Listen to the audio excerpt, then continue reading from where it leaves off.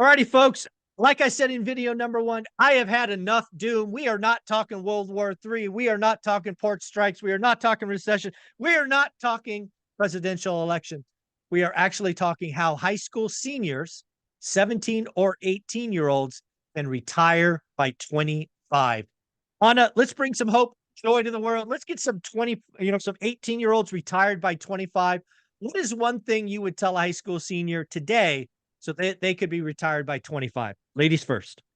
Well, guess what? I have an 18 and 21-year-old, so I'm beating this drum and living this constantly and hoping that I'm giving them some good advice. But number one, my motto, my easy financial education equation is you must learn to live below your means while you work to expand your means. Whatever way best suits your skills, your passions, what the world needs, and what you can be paid to do. It's kind of this Japanese concept of ikigai, right? Maybe this is two things, but you figure out what is it that you uniquely are designed and love and passionate about that the world needs and will pay you money to do. Do that first so that you can enjoy life and what you're doing, and then live below your means while you're making money doing something that you love and you can be paid for. Yeah, the first thing I would tell a high school senior, certainly at 17, is I would tell them you're about to be indoctrinated to the 40-40 lifestyle. You are about to be indoctrinated to keeping up with the Joneses. You are about to be offered credit cards and debt, and you are about to be given things that you could buy now, pay later because you're 18 and you can sign legal documents. I would tell high school seniors avoid, avoid, avoid. Again, I don't know why we don't tell people as a senior this stuff's coming. I remember going to college and my first day on campus buying books. So I don't even think school started yet. All of these, in my case, they were all pretty girls handing out, beer cozies and frisbees and all these things with credit cards. I mean, they're just like, hey, you're 18, you could sign for this and buy pizza and do this and do that, whatever. I want to scream at high school seniors, avoid starting the 40-40 journey. If you could avoid getting a credit card, if you can avoid doing these things, that's step one for me is highlight the darkness that's coming and that people are about to pounce on you. And once you sign up for this and you paying 23% interest, you got to work forever. And I would, my first thing is highlight the downside, the darkness.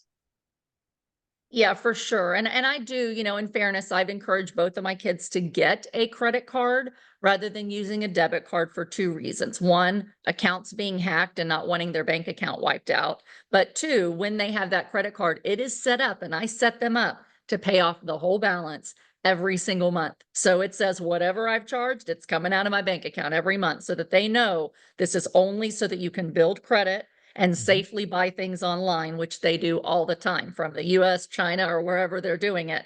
So I think it's good to have a card and get the discipline and build the credit of using that, but they have to know that gives them more temptation to spend what they can't. So they've got to learn to live below their means. The second thing that I tell every single young person, and I've spoken to a group of seniors a couple times as well, is as soon as you can, house hack a multi-unit. Go buy a multi-unit. You can get a loan 3.5% down. You might have to get your parents to co-sign the first time, or you're going to need to have a W-2 and a credit score for at least a year or two. So, do what you can to live below your means until then. Rent the small apartment, get roommates, live at home, whatever you can do, but save up that 3.5% down payment in your closing costs. Go get an FHA owner occupied multi-unit, live in one of the units, and then rent the other ones out so that your cost of living and housing becomes zero or very, very close to it.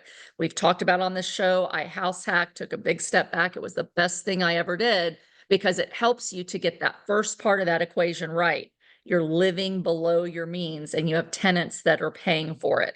For people that don't have multi-units around, there's a lot of really smart college kids that have bought a single family house as their home or their parents co-sign, and then they rent out all the bedrooms and they basically house hack a single family. So whatever you can do, buy your first piece of real estate young, save for that down payment.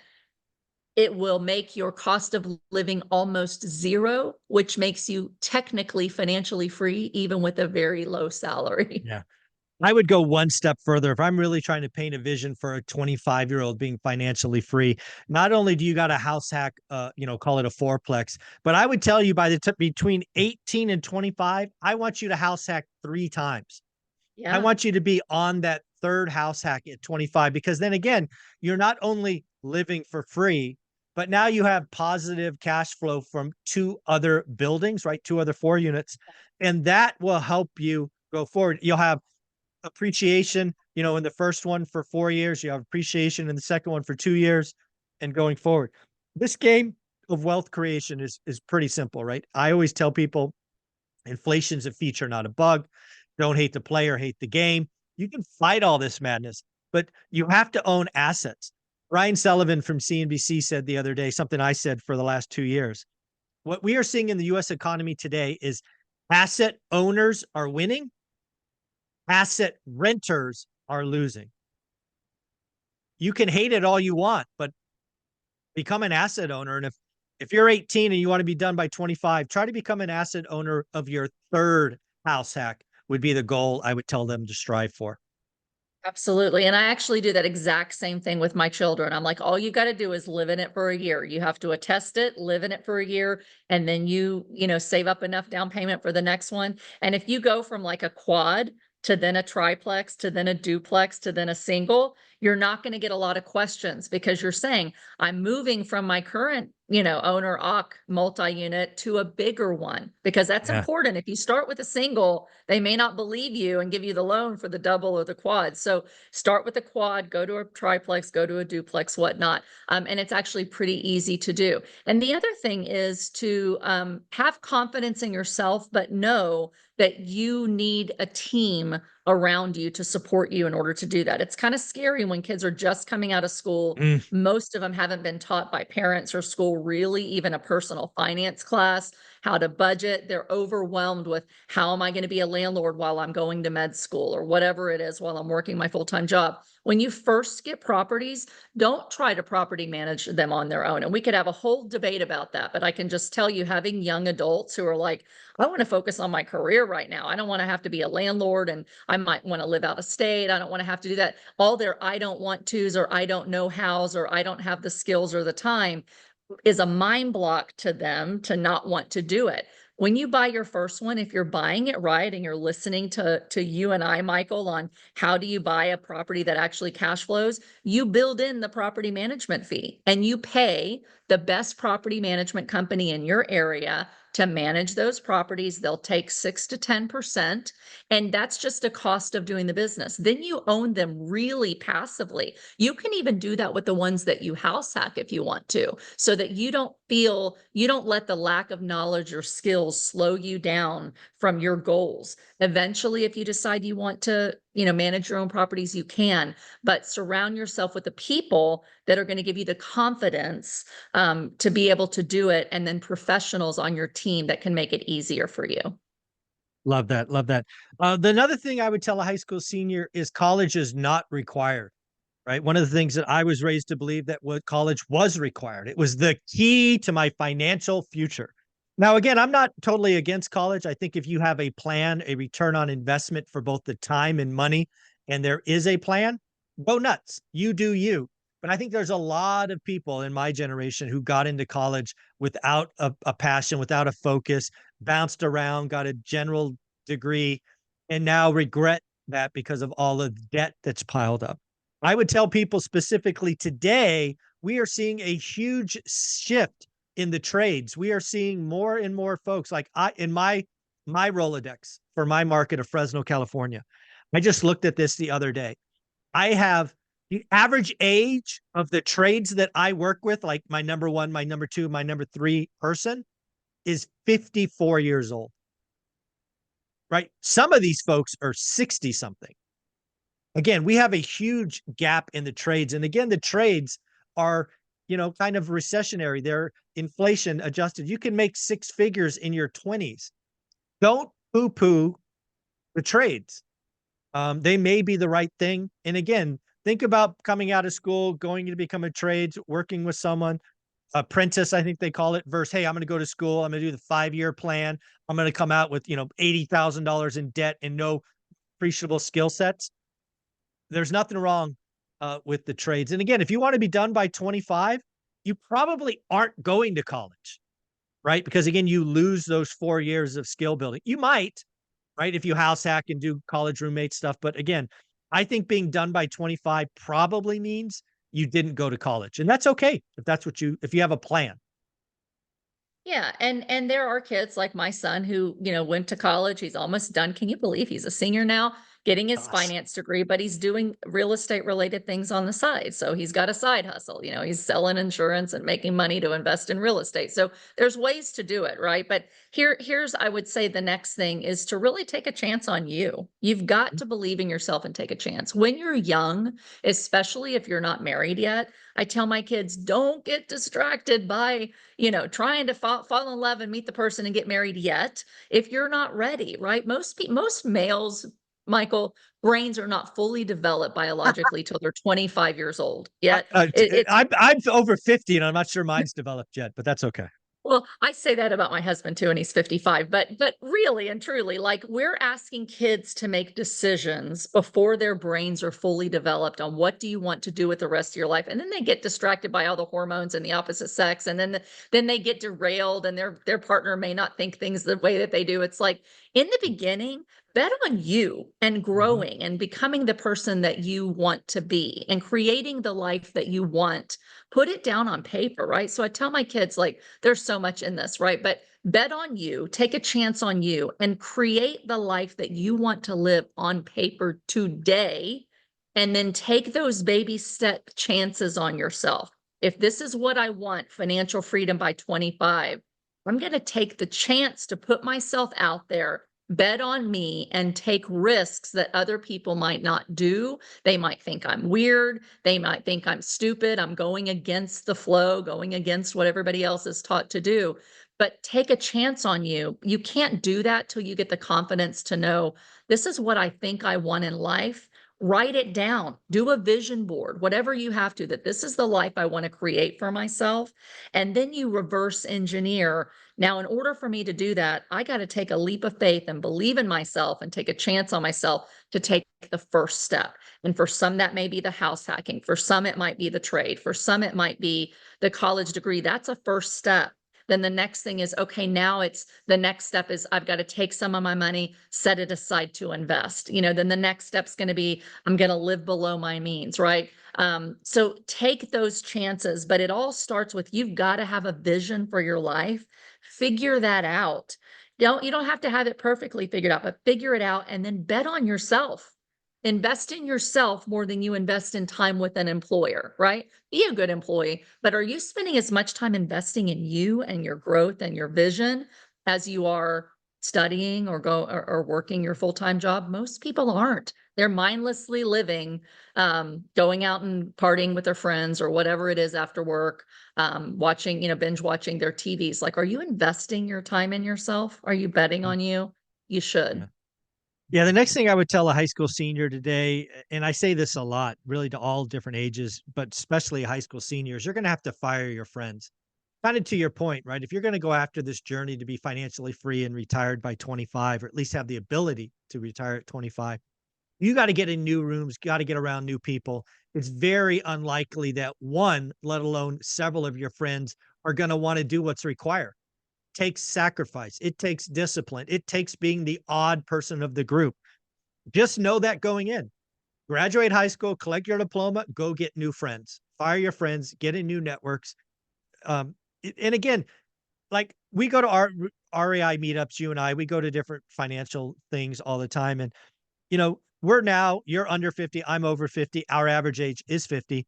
Um, we love talking to 18, 19, 20-year olds. We love imparting that wisdom. So again, don't feel like you are the young one that have no value.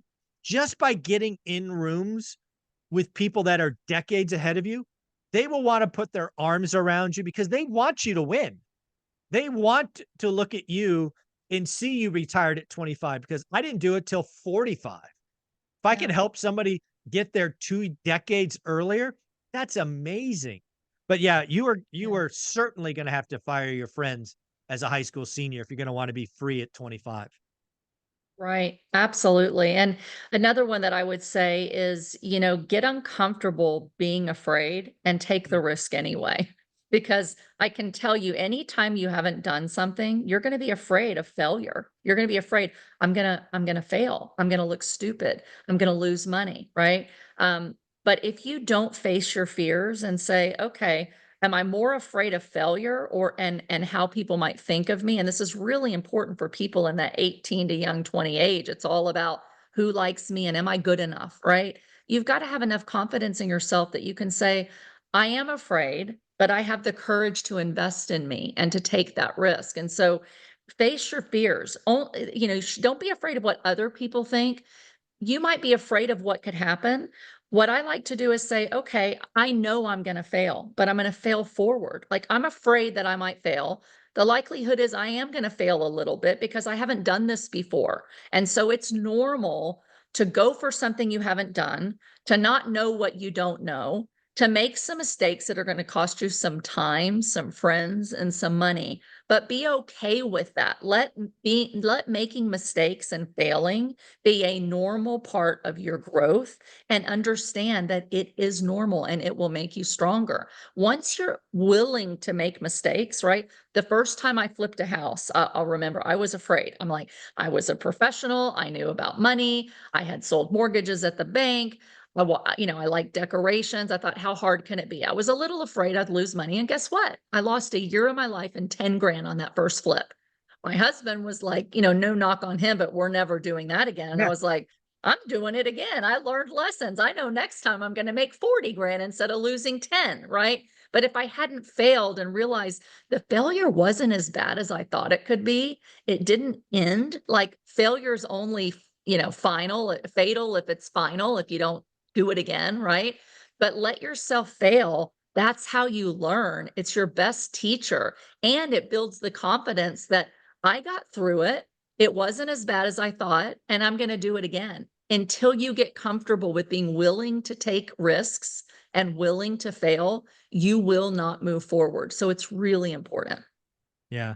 The next one I would tell a 17, 18-year-old is you're going to have some important choices ahead of you.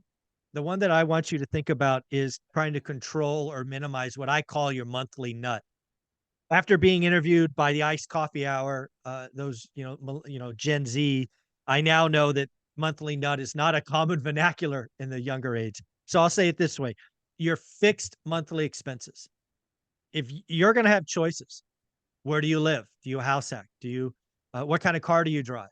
Right? All of these choices that you make will either add or subtract your monthly expenses. And why do I bring this up? The whole goal of earning financial freedom by 25 is to have your passive income that you don't sell your life for 1 hour at a time to exceed your monthly fixed expenses. So again, the lower you can keep that, drive a cheaper car, drive a used car, Mm. lower insurance, better, gas, whatever, the easier and faster you can get out of it. And I think the best game, if you want to play a game to really kind of inundate you, I have this on my website, one rental at a time.com under These Made Me Rich, was Rich Dad Poor Dad's cash flow game. I challenge Yes. you is play that game as a doctor and set a stopwatch. How soon do you get out? And then set it as a janitor. 9 times out of 10, the janitor will get out first. Now, in fairness, the doctor or lawyer, once they get out, their lifestyle is crazy. But that's not the goal. The goal is to get out. Yeah. So again,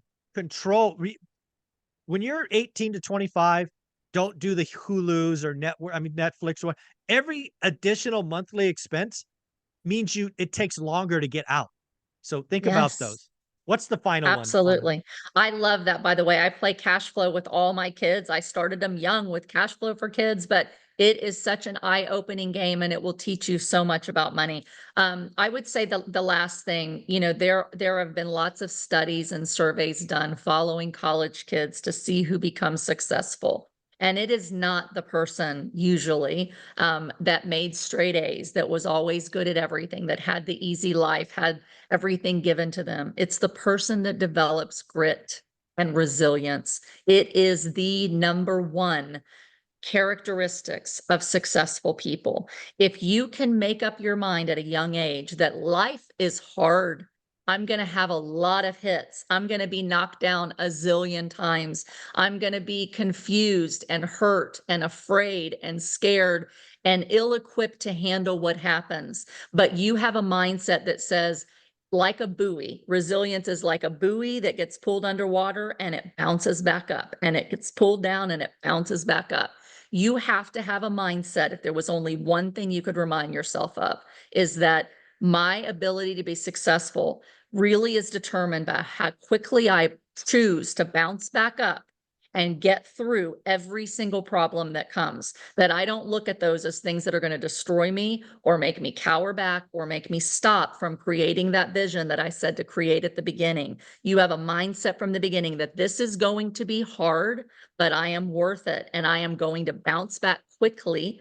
And the faster you can learn to put on your boots, not wallow in the mud, get on the horse and ride again, the faster you will become successful, the faster you will become financially free, because you're going to not let anything stop you. And everything that happens to you, my mindset is this is happening for me, not to me. When every challenge and every roadblock that you have in your life, and I don't care if it's abuse, if it's childhood trauma, there's no excuses. They're all hard, but we can choose that we're a victim of this life or we're a victor of this life. And if you have that mindset, I will succeed. I will get stronger. I am going to create the life by design. And I don't care what happens, I'm going to bounce back quickly. If I don't know how, I'm going to reach out to that network. I'm going to ask for help. I'm going to bounce back. It's going to make me stronger. That is the key to success. When you put all these things together, I think it's even the most important.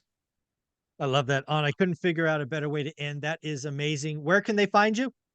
You can find me here on your channel almost every week. You can find me at social media at Anna Kelly, REI Mom. And if you're interested in real estate coaching and consulting, you can find me at AnnaKellyInvesting.com. Thank you so much.